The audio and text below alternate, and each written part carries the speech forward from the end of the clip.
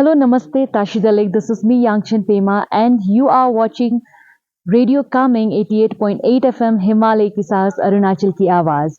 जी हाँ, आप सबको बता दूं कि अब आप हमें सिर्फ सुन ही नहीं सकते हैं बल्कि देख भी सकते हैं। We are available on every social media platform from Facebook to Instagram and YouTube as well. तो आप सभी हमारे चैनल को लाइक करना, शेयर करना एंड सब्सक्राइब करना ना भूलें।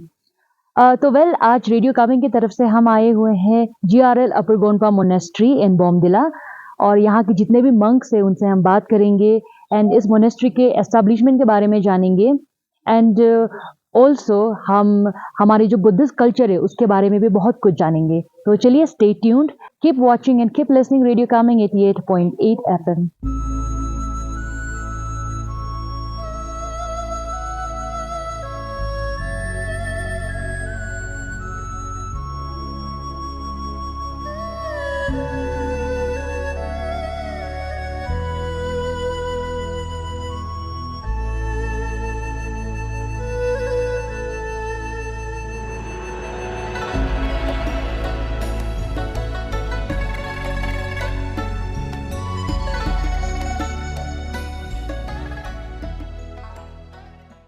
राशिद अलीगन, हम रेडियो कामिंग से आए हुए हैं। सबसे पहले हम आपसे आपके बारे में जानना चाहेंगे, जो हमारे व्यूअर्स से, लिसनर्स से रेडियो कामिंग के, आप उन्हें बताइए अपने बारे में। कामिंग रेडियो की जितने भी व्यूअर्स और लिसनर्स है, मेरा नाम लोफसंग चोगल है और मोनेस्ट्री में मतलब 2001 से ज्वाइन किया था मैंने। तो अभी तक करीबन 26 साल होने जा रहा है। तो 2 साल पहले से मतलब हम मोनेस्ट्री का एडमिनिस्ट्रेशन का पोस्ट पे काम कर रहे हैं।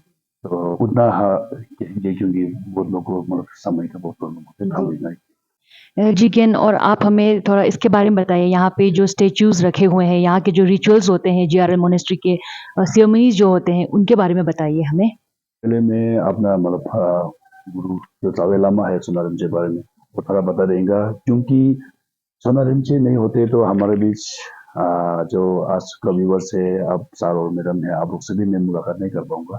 सोनारिमचे का ही आशीर्वाद है कि मतलब ये ऐसा मतलब जगह था जो सोनारिमचे ने इसको नहीं बना था। उस समय में तो सिर्फ एक बम्बू लेने वाला जगह था।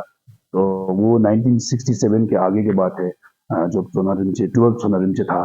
तो उस बीच मतलब चीन ने जब तिब्बत पर आक्रमण करना शुरू किया था, तो यहाँ का लोग थोड़ा है सेंटिमेंट या एग्रेसिव होने लगा। तो भारत सरकार का ये आदेश था कि गुरुजी के ऊपर मतलब गुरुजी उससे पहले तिब्बत में था, लेकिन तिब्बत को जब चीन ने आक्रमण करना शुरू किया तब गुरुजी आके शायद तवांग की मतलब वो सिंगसोर आनी गोम्बा में था। फिर यहाँ का जो उस समय में अरुणाचल भी नहीं था, तो आसाम गवर्नमेंट के अंदर ये अरुणाचल था। तो नेफा से एक डीसी, एक राजा नाम का कोई डीसी था, तो उन्होंने गुरुजी को ढूंढते हुए आके आपको यहाँ का जो लोकल आदमी है उसको आप ध्यान देना पड़ेगा, उसको मतलब ठंडा रखना पड़ेगा, उसके लिए जितना जो गवर्नमेंट की तरफ से कुछ भी सहायता मतलब करना पड़ेगा गुरुजी को। मतलब वो ऐसे एग्री करते हुए तो गुरुजी ने सबसे पहले तो यहाँ से जाके अभी शांति देवा स्कूल है वहाँ में एक छोटा सा मोनेस्ट्री को स्थापना किया था 1962 और 61 के आपस में।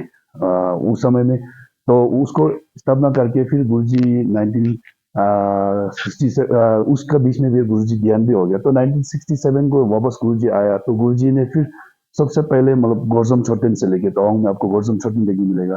तो वो वार का समय में थोड़ा डिमोलिश भी हो गया, तो गुरुजी ने वहाँ से रिनोवेट करना शुरू किया। फिर उसके आगे अब लुम्बा में जाए तो वाइट तारा का स्टेचू है, जो कि वो भी एक समय में मतलब आज का कोई कहने किसी का मतलब मुंह से सुनने आता है कि वो एक समय में लास्ट निकल की जगह था। तो ऐसा ही गुरुजी लोग ही ऐसा कुछ कर सकते हैं जो मतलब बहुत लंबा समय तक सोच सकते हैं। तो उसका बारे में अगर बहुत थोड़ा सा आपको डिटेल कर देगा तो गुरुजी मतलब उसका फंडिंग के लिए मलेशिया या ऐसे बाहर देश में भी जाया किया करता था। तो उस समय में गुरुजी को बताया, एक ही आदमी ने, सिर्फ एक आदमी ने बोला कि आपको जितना फंड का जरूरत है हम कर देगा। तो गुरुजी ने पूरा तुरंत मना कर दिया, आप अपना थोड़ा सा वक्त दीजिए, क्योंकि बहुत से लोगों को इसको मतलब बनाते हुए योगदान का जरूर है, क्योंकि उनको भी बार बार मतलब हम खोलवा का अंदर रहना है। तो उसको उसको जब तक हम खोलवा से मुक्ति नहीं होगा उस हम तब तक के लिए उसको बेनिफिट आए ऐसे करके। तो फिर वहाँ का लोगों को भी मतलब आप उसको मतलब कुछ योगदान देने के लिए बिल्कुल आपको सिर्फ पैसा ही नहीं है, आप छोटा सा लकड़ी हो या कुछ पत्थर हो, मतलब कुछ भी आपका तरफ से होता है तो आप उसको डोनेट कीजिए। जब तक डोमा हवन रहेगा तब तक आपको उसका पुण्य भी मिलते रहेगा। वो एक तवांग का पार्ट था। और दूसरा तवांग में अभी जाएगा तो सोनारिमचे ने फिर 13 सोनारिमचे ने एक छोटा सा स्कूल भी है प्रभु में एक छोटा सा स्कूल है। फिर आप यहाँ जेरल मोनास्ट्री हो गया। और हमारा मेन सेंटर ऑफिस है ये BCPS Buddhist culture preservation society, वो 1987 को गुरुजी ने फॉर्म किया था। तो वही उसी के अंदर में सब कुछ जो चलते आ रहा है। फिर आप थोड़ा नीचे जाएगा तो दाहुंग यूनिवर्सिटी है, रिमचे ने बनाया था। उसको शायद 2000 का ईयर्स में रिमचे ने कंप्लीट करके 2003 से हम लोग चालू किया।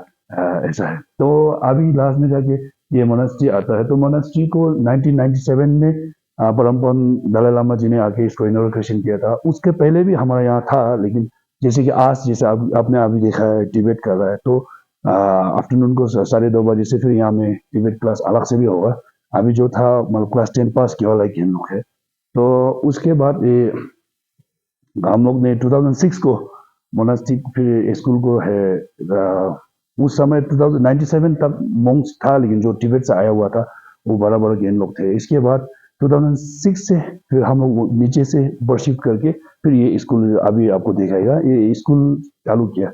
तो हमने भी बचपन को यहाँ से पढ़ के आया है। तो वो था फिर गुरुजी सोनारिम चिनेला इतना छोटा सा पीरियड में सिर्फ 15 इयर्स का आदमी टेनोर में 13 सोनारिम जी ने बहुत ज्यादा एक चमक खरी का भारी है। तो वो सब आपको है। फिर मोनेस्ट्री के बारे में बता जाए तो ये मोनेस्ट्री है गेलुक पर, जो तिब्बत में है यिंगमा साक्या का गेलुक, लेटेस्टली गेलुक है। तो ये मोनेस्ट्री में जो है हम लोग फॉलो करते हैं गेलुक पर।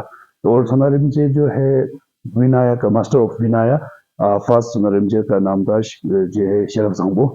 तो वो ऐसा करके है। फिर ये मोनास्ट्री में आपको ये तो लेफ्ट साइड में है, आपको ये दिखाई दे रहा है जे एफ से सुम ना, जे एफ से सुम कंक्लूजन में जे एफ से सुम बोलते हैं। तो आगे आइए, आपको जो है बुद्ध भवन आपको वाकिफ है उससे ना। तो बीच में हमारा परमपन दलाई लामा जी। तो आज वैसे कुछ भी है, दलाई लामा जी का ब्लेसिंग्स है, और वो ब्लेसिंग के साथ साथ हमारा पास सोनारिमचे था। तो इसलिए भी सोनारिमचे ने ये मोन एरिया को खास करके हमारा जगह भी नागालैंड जैसे हो सकते हैं, कश्मीर जैसे भी हो सकते था, हो सकता है, लेकिन अभी तक क्यों नहीं हुआ? बिकॉज सोनारिमचे हम लोग का साथ था। और तोंग मोनास्ट्री जैसे वहाँ का भी बहुत बड़ा योगदान है कि अभी तक हमारा आदमी लोग जो थोड़ा पीस है, कुछ भी दूसरा जगह से अलग है, बॉर्डर इलाका होते हुए भी थोड़ा अलग है, तो वो लोग का ही ब्लेसिंग्स है, वो लोग का ही आशीर्वाद है, ऐसा मैं समझता हूँ। तो ये फिर हम आपको ये दिखा देंगे वैसे। और प्राचीन काल में बताया जाएगा तो प्राचीन काल में जब अराउंड 7th सेंचुरी तक, लास्ट 6th सेंचुरी में तिब्बत में कोई धर्म था ही नहीं। तो बौद्ध धर्म को फॉलो करते हैं, बुद्धिस्ट धर्म नहीं था। तो फिर उस समय में बुद्धिज्म देवचंद ने बहुत सा अच्छा जो दिमागदार लड़का लोग है उनको चुन के इंडिया में पढ़ाई करने भेजा है। लेकिन वहाँ से यहाँ का जो कुछ भी चीज़ है, खान पीन या रहन सहन और कनेक्टिविटी, वो नहीं होने की वजह से बहुत लोग जीवित नहीं रह पाए। तो लास्ट में जाके क्या किया, कोई एक दो वापस आया तो वो लोग ने राजा को सजेस्ट किया कि आप यहाँ से तो इंडिया में जाके हम पढ़ाई को पूरा करके नहीं आ सकते, लेकिन एक उपाय है, इंडिया से कोई स्कॉलर्स या मास्टर को बुलाएंगे तो एक कोशिश कर सकते हैं, वो रहेगा तो शायद कुछ कर पाएगा। तो ऐसे करके लेट 6th सेंचुरी में फिर वहाँ से राजा ने आचार्य शांता रक्षिता जी को तिब्बत में बुलाया, गुरुजी ने एक्सेप्ट भी किया। तो तब जाके तिब्बत एक रिलीजियस कंट्री बना है। तो उस समय में फिर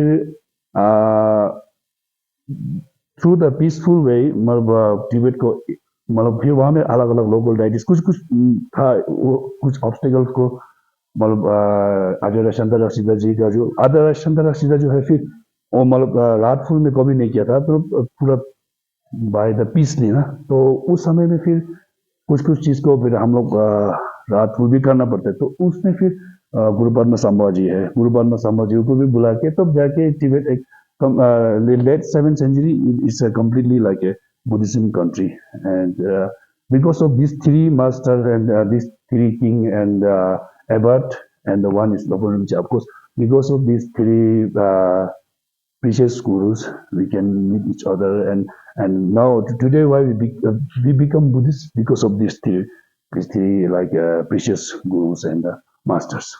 That's only.